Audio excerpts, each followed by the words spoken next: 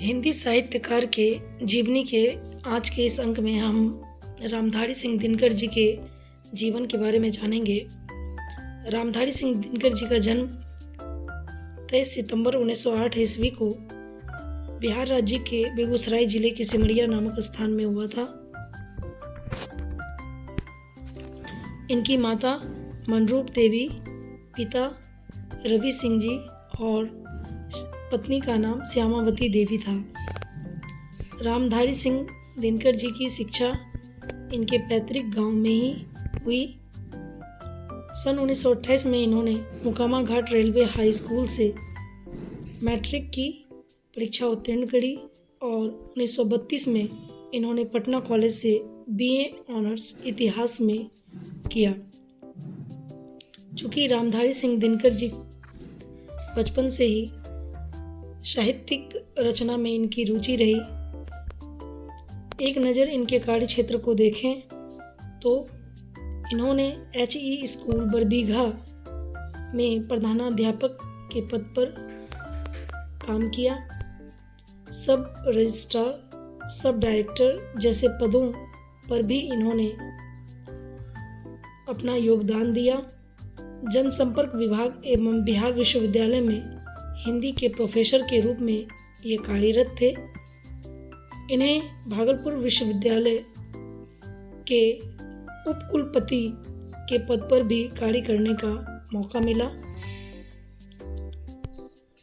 रामधारी सिंह दिनकर जी हिंदी सलाहकार के रूप में भी कई वर्षों तक कार्य किए। इन्होंने कई कालजयी रचना की। इनकी कविता में गुण, ओज, पौरुष, प्रभावपूर्ण वाग्यमयता और रूपक धर्मिता जैसी विशेषताएं देखने को मिलती हैं, जो सहजता और प्रवाह के साथ इनकी रचनाओं में मुखरित हुई हैं। इनकी कविताओं में कोमल श्रृंगारिक भावनाओं की अभिव्यक्ति देखने को मिलती है। इन्होंने सामाजिक और आर्थिक समानता और शोषण के खिलाफ कविताओं की रचना की। एक प्रगतिवादी और मानववादी कवि के रूप में इन्होंने ऐतिहासिक पात्रों और घटनाओं को ओजस्वी और प्रखर शब्दों के रूप में अंकित किया है।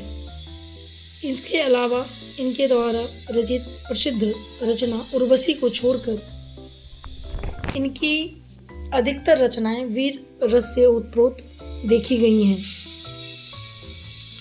हिंदी साहित्यकार भूषण के बाद रामधारी सिंह दिनकर को वीर रस का सर्वश्रेष्ठ कवि माना जाता है और हिंदी साहित्य में इनकी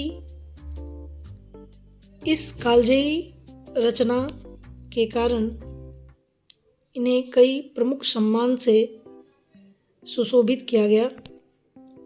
इनकी कालजयी रचना संस्कृति के 4 अध्याय के लिए इन्हें साहित्य अकादमी पुरस्कार प्राप्त हुआ। उर्वशी के लिए इन्हें भारतीय ज्ञानपीठ पुरस्कार भी प्राप्त हुआ। ये राज्यसभा के सांसद भी बने। इसके अलावा इन्हें पद्म भूषण एवं कई अलंकरणों से सम्मानित किया गया। इन्हें राष्ट्रकवि कवि के रूप में भी सम्मानित किया गया और राष्ट्रकवि की उपाधि इन्हें प्राप्त हुई। 21 साल की आयु में इन्होंने पहली कविता प्रणभंग प्रकाशित की। 1925 में छात्र सहोदर में इन्होंने अपनी पहली कविता प्रकाशित की थी। छात्र जीवन में इन्होंने कई पुस्तकें प्रकाशित की, जैसे पटना से देश, बेगूसराय से प्रकाश और कन्नौज से प्रतिमा इनकी प्रमुख पुस्तक हैं जो प्रकाशित हुई। एक नज़र इनके प्रमुख साहित्यिक रचनाओं को देखें तो इन्होंने काव्य कृतियों में प्रसिद्धि के रूप में प्रणभंग 1929, रेणुका 1935, हुंकार 1938, रसवंती 1940, कुरुक्षेत्र 1946, रश्मि रथी 1952, नील कुसुम 1954, उर्वशी 1961, परशुराम की प्रतीक्षा 1963, कोमलता और कवित्व 1964, हाड़े को हरिनाम 1970, ये सारी इनकी प्रमुख काव्य कृतियों में से एक हैं। इन्होंने कई गद्य कृतियां भी रची, जैसे मिट्टी की ओर 1946 में, अर्धनारीश्वर 1952, संस्कृति के 4 अध्याय 1956, काव्य की भूमिका 1958, व्हाट पीपल 1961, शुद्ध कविता की खोज 1966 और दिनकर की डायरी 1973 इनकी प्रमुख गद्य कृतियां मानी गई हैं। रामधारी सिंह दिनकर जितने बड़ी कवि थे उतने ही समर्थ गद्यकार भी। उनकी कविता और गद्य दोनों में उनके व्यक्तित्व की एक जैसी गहरी छाप देखने को मिलती है। इनकी भाषा कुछ भी छुपाती नहीं, बल्कि सब कुछ उजागर कर देती है, ऐसा प्रतीत होता है। रामधारी सिंह दिनकर जी की पराक्रमी वाणी में सन्नाटे और मौन के सक्रिय निषेध का बल देखने को मिलता है। दिनकर छायावादोत्तर युग के पहले एवं प्रमुख कवि हैं। ये भारतेंदु युग से प्रवहमान राष्ट्रीय भावधारा के एक सर्वश्रेष्ठ कवि माने जाते हैं। इनकी रचना का एक अंश यहाँ उद्धृत है।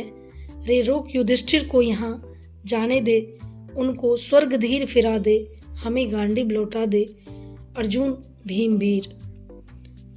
इनके साहस का एक उदाहरण है जब इन्होंने राज्यसभा में खड़े होकर हिंदी के पक्ष में यह कहा कि हिंदी की निंदा करना बंद किया जाए, क्योंकि हिंदी की निंदा से इस देश की आत्मा को गहरी चोट पहुंचती है। अपने साहित्यिक यात्रा में इन्होंने हिंदी साहित्य में अनन्यमय योगदान दिया और इनकी रचनाएं आज भी हमारे लिए प्रेरणा का स्रोत हैं।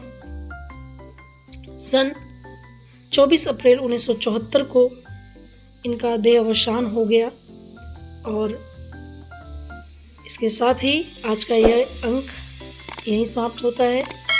अगले अंक में इसी प्रकार हम एक अन्य साहित्यकार के बारे में जानेंगे। तब तक के लिए धन्यवाद।